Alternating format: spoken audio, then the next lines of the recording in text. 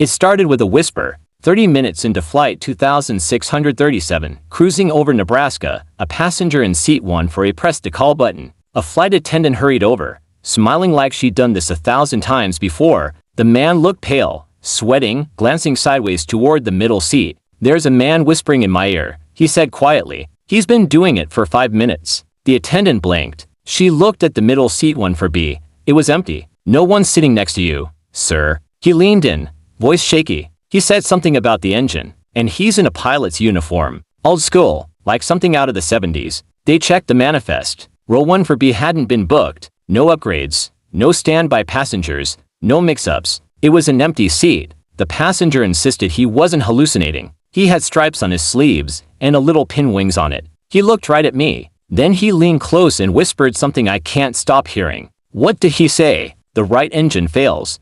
Next time." The crew filed an incident report, just in case. They marked it as possible stress-induced hallucination. Air travel does strange things to people sometimes. But it didn't end there. The airline security team, per protocol, pulled footage from the onboard cameras after landing in Las Vegas. Most of the cabin recordings were uneventful overhead shots of passengers dozing, reading, watching bad sitcoms on the seat backs. Then came row 14. There it was. A man in 1A, visibly uncomfortable, looking to his left repeatedly. The middle seat appeared empty, at first. Then, frame by frame, a shape emerged. Blurred, faint, like heat on pavement. Slowly, a figure took form beside the man. A face, a uniform, a pilot, leaning in. The footage wasn't clear, so they enhanced it. Now, the image looked sharper. You could make out the pilot's uniform. Dark navy, for stripes on each sleeve, a golden wing pin glinting on the chest. But the details were off. The uniform style hadn't been used in decades.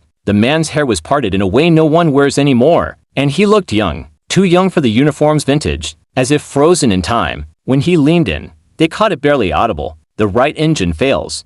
Next time." The screen went black. No one on board heard the voice. No one else saw him. A week later, the airline quietly grounded that aircraft for inspection. Technicians found early-stage metal fatigue on a key engine bracket. Tried engine, just shy of catastrophic. The plane was fixed. No press release, no statement, but word got around inside the company. Now, some crew members refuse to sit in 1B. Even when deadheading, they say if the middle seat isn't booked, it still might not be empty.